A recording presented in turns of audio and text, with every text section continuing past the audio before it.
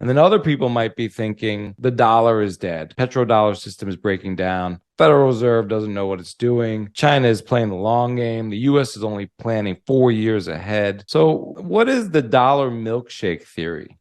Yeah, so the dollar milkshake theory was put out there by Brent Johnson in 2018. And Brent just said a very similar thing to what Dalio said. He said there's too much debt in the system. And Brent said the next, financial crisis we get into, it could well lead to a sovereign currency crisis. So, and the reason for that is because the structural imbalances present in our financial system today. So Brent believes that the next big financial crisis we get into, you're going to see currencies all around the world hyperinflate as capital flees into the US dollar. So the US dollar is going to act as the straw that drinks the global milkshake, or all of the liquidity that's been printed over the past decade, and it's all around the world. Brent believes all of that liquidity is going to flow into the US dollar, and it's going to strengthen it significantly. And I largely agree with this thesis a lot. I'm a massive proponent of the dollar milkshake theory. And it's just, it all comes down to simple economic gravity. 60 to 70% of the world's trade is done in US dollars. But most importantly, there is all of this US dollar denominated debt that is hiding in places all around the world. So you could be a corporation in Turkey, or you could be a company in Argentina. And what's very interesting is they have debts in US dollars. So they actually need US dollars to pay their debts. And as their local currency, the Argentinian peso, or the Turkish lira, continues to deflate in value and lose value, all of a sudden the debts that those corporations have get even more expensive. So the US dollar rising in purchasing power and rising in strength measured against other fiat currencies, which is most commonly measured by the Dixie index. As the US dollar gets stronger and the Dixie rises, what happens is these US dollar denominated debts all around the world, these debts are everywhere. They're in Argentina, Turkey, they're in the Cayman Islands. Banks all around the world have given out loans in US dollars.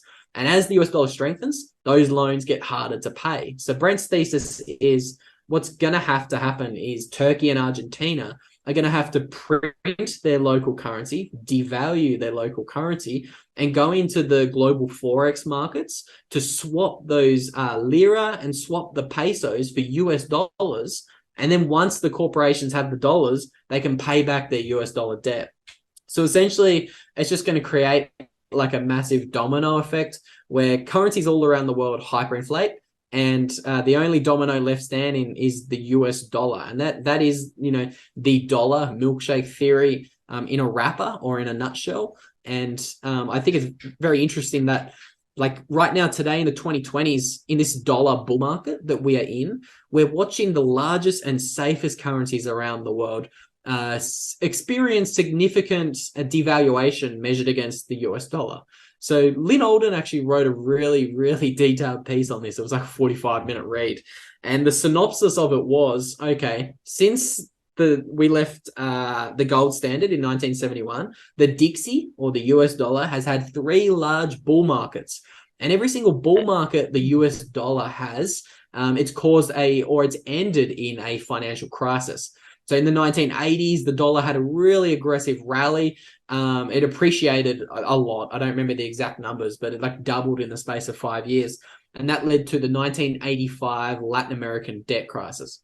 And then the US dollar had a little bit of a bear market, had another massive rally in the 1990s, and that led to the Asian financial crisis. And then now we're kind of living through the next US dollar bull market.